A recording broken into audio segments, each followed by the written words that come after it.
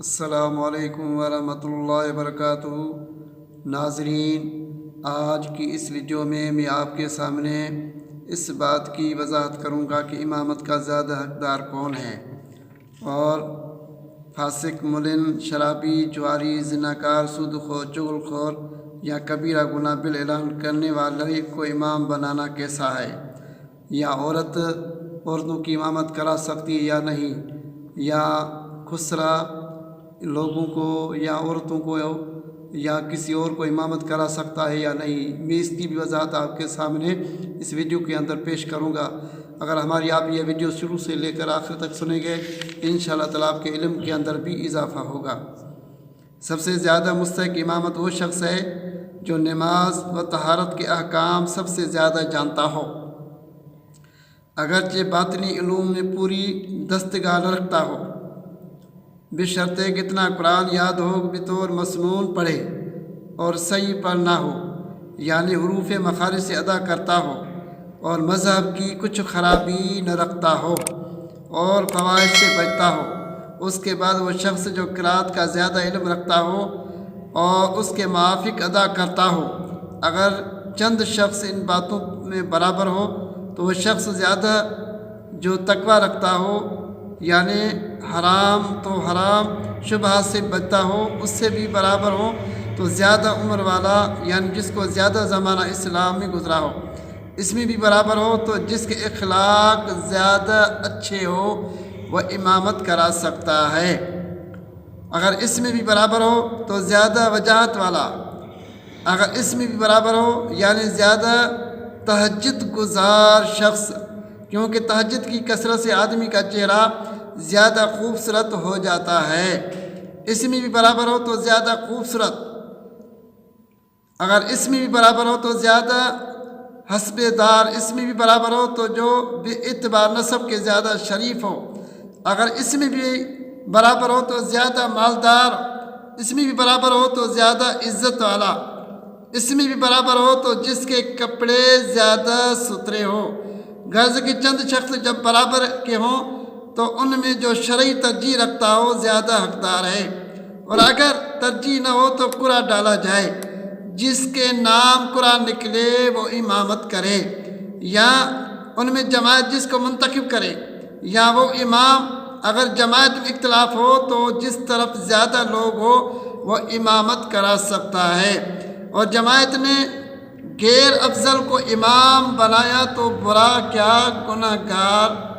نہ ہوئے۔ امام متعین ہی امامت کا حقدار ہے، اگرچہ حاضرین میں کوئی اس سے زیادہ علم اور قرأت والا ہو، جبکہ وہ امام معین شرائط امامت کا جامع ہو، ورنہ وہ امامت کا اہل ہی نہیں۔ بہتر ہونا درکنار، کسی شخص کی امامت سے لوگ کسی شرعی وجہ سے ناراض ہوں تو اس کا امام بننا حرام ہے، اور اگر ناراضگی کسی وجہ شرعی سے نہ ہو تو حرام نہیں، بلکہ اگر وہی زیادہ حقدار ہو تو اس کی امامت ہونا چاہیے۔ فاسق، مولن جیسے شرابی، جواری، زناکار، سود خور، چغل خور جو کبیرہ گناہ بالاعلان کرتے ہیں، ان کو امام بنانا گناہ ہے، اور ان کے پیچھے نماز مکروہ تحریمی ہوتی ہے، جس کا دوبارہ پڑھنا واجب ہے۔ اور مسئلہ آتا ہے کہ لوگ پوچھتے ہیں دہقانی یعنی اندھے، ولد زنا،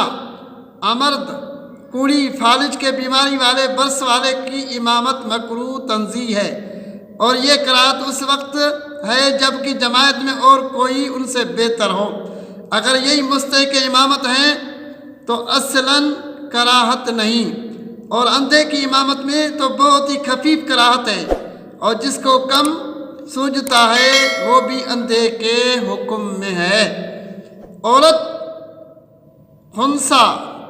نابالغ لڑکے کی اقتداء مرد بالغ کسی نماز میں نہیں کر سکتا، یہاں تک کہ نماز جنازہ و تراویح و نوافل میں مرد بالغ ان سب کا امام ہو سکتا ہے، مگر عورت بھی اس کی مقتدی ہو تو امامت عورت کی نیت کی کرے۔ سوائے جمعہ و عیدین کے، ان میں اگرچہ امام نے امامت عورت کی نیت نہ کی اقتدا کر سکتی ہے، اور عورت و خنثی عورت کے امام ہو سکتے ہیں، مگر عورت کو مطلق امام ہونا مکروہ تحریمی ہے، فرائض ہو یا نافل۔ پھر بھی اگر عورت عورتوں کی امامت کرے تو امام آگے نہ ہو بلکہ بیچ میں کھڑی ہو، اور اگر آگے ہوگی جب بھی نماز فاسد نہ ہوگی اور نماز ہو جائے گی۔ اور خنثی کے لیے، جس کو خسرہ ہم بولتے ہیں، یہ شرط ہے کہ صف سے آگے کھڑا ہو ورنہ نماز ہوگی نہیں، اور خسرے کا بھی امام نہیں ہو سکتا، مرد کا بھی امام نہیں ہو سکتا، اور خسرہ عورتوں کا امام ہو سکتا ہے۔ یہ تھے ضروری مسائل جو ہم نے آپ کے سامنے وضاحت کے ساتھ بیان کیے ہیں۔ اگر آپ ہماری اس ویڈیو کو سنیں گے انشاءاللہ تعالیٰ آپ کے علم کے اندر اضافہ ہوگا۔ السلام علیکم ورحمۃ اللہ وبرکاتہ۔